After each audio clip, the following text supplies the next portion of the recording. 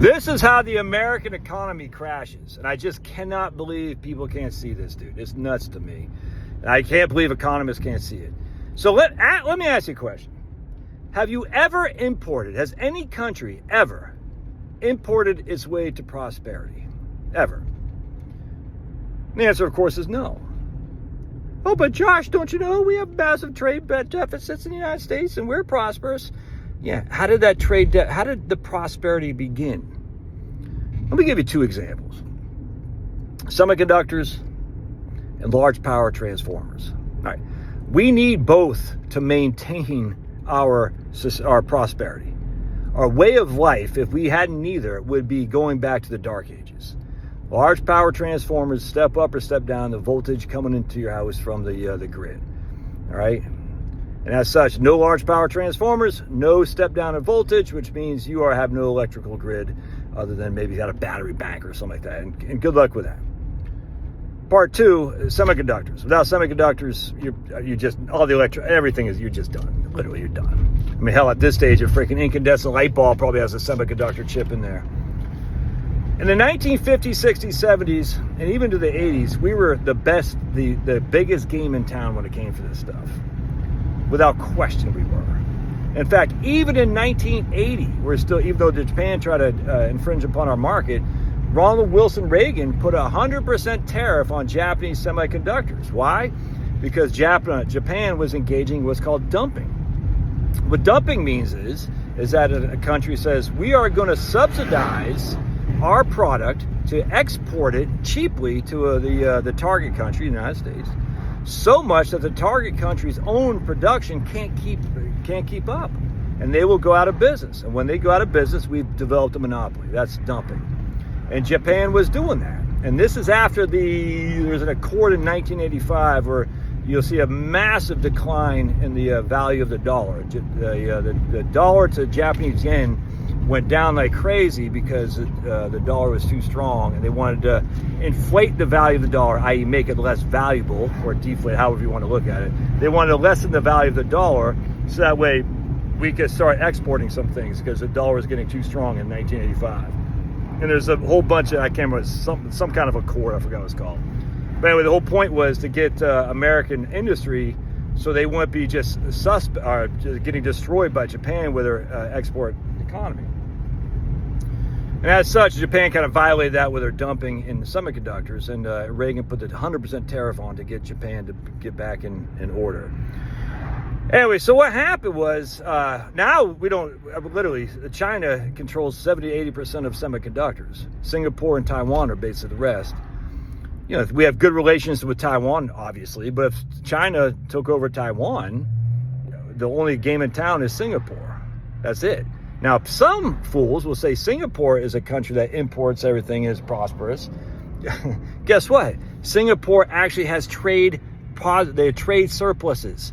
They export more than they import. They have to import things like oil, and I mean they do have their biggest exports are electronic stuff and refined petroleum, but they don't drill the petroleum in Singapore, at least I'm aware of. So their exports are by and large electronic chips, essentially. So they have something that other people need. And they have a trade surplus, because I know people say Singapore, they import everything because they don't have any cattle, they don't have any food or anything like that, and as such they got to import those goods. Well, they import it with things that other people need, and so they have a surplus. China has a surplus. If China takes over Taiwan and engages in hostility with us, guess what? We're screwed, man. That's all there is to it. If China, who does a vast majority of large power transformers, if they take, it doesn't matter if they take over Taiwan, if they get belligerent with us, we are screwed. That's all there is to it, man. And they can say, well, dude, we've imported to prosperity. It wasn't the imports that made us prosperous, it's the prosperity that came before the imports. I don't know how people don't understand this. It's crazy to me. Well, computer chips, as one of George H.W. Bush's guys says, economic advisor, computer chips and silicon chips, what does it matter? What matters, because if we don't have good standing with an economic machine, people, you can give our dollars all day long. People will say, we don't care. I mean, look at that. Just look at Zimbabwe. I don't even care if you look what country. Look at Argentina. You can say, hey, Argentina, we'll take your dollars for whatever exports. Argentina says that's great. But you're saying, but Argentina dollars aren't worth crap. They're not worth crap relative to what they're importing. So they have to have something of value. If someone's going to import large power transformers to the United States, there has to have something in trade of value to that country. Right now it's the U.S. dollar. The U.S. dollar is backed on. Thankfully, we have a huge energy sector, which we still export and people rely on. Even Germany now has a trade deficit because they are importing like crazy energy because they don't produce energy. It's insanity on steroids. So thankfully, we do have we do export a lot of energy. That's based on our saving grace. Unfortunately, Sniffy Joe and his band of freaking climate change doomsayers wanted to get rid of that by making it all solar. Oh, by the way, guess who imports solar panels? Oh, everyone's like, the price of solar per watt is way low because we get it all from China at subsidized cost. China subsidized the industry. I don't know why that's not considered dumping. Our solar manufacturing is quite low because China is taking over the industry. The only real country we got is Tesla. They got, 80,000 companies, 80,000 employees, and somehow I saw Tim Walsh today say, look at Tesla stock, we want to go to the gutter. There's 80,000 Americans actually work there and are exporting Tesla manufacturing vehicles. And the whole thing's insane.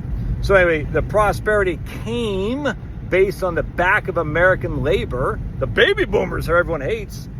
And now we don't do it. We import everything. Thankfully, we have raw materials and things of that nature.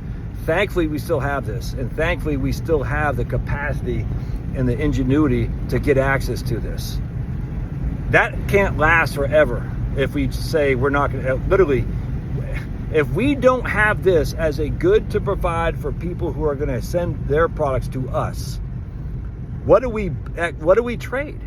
The American dollar is based on what at that stage? Nothing, because there is no economic machinery to prop it up. Oh, the military is based on the strength of the American dollar. If the American economy doesn't get its act together and China gets belligerent, we are in a world of flipping hurt, dude. That will cause a collapse like you can't even think about. Now, I'm not saying a collapse like go to dark ages necessarily. We will capitulate to what China wants. Absolutely. A great book on this, by the way, if you really like fiction writing, is The Promise of Joy. But this was the commie, the Ruskies, not the commie Chinese. Promise of Joy by Alan Drury. It's fantastic. He talked almost identical to this, how basically America capitulated. And then all of a sudden out of nowhere, they didn't have any way to say no, because we needed what the Ruskies were doing. We had no capacity to fight back at all. And the same thing's going to happen here if we don't get our heads together. And that will cause a collapse like none of us will see. Because the prosperity came before the imports. The imports didn't lead to prosperity. Prosperity led to us being an import. And this can't happen for another 2 generations. It just won't. Because there won't be any economic machine to back up the dollar or the military. And if there isn't any economic machine to back this up, then what are we going to do to get these things we need? What are we going to trade for? What are they going to give in trade? It's going to be our freaking land. It's going to be our sovereignty. And that's the death right there. And economists can't see this. It's like, imports are always good. It's freaking nuts. All right, God bless. We'll see you.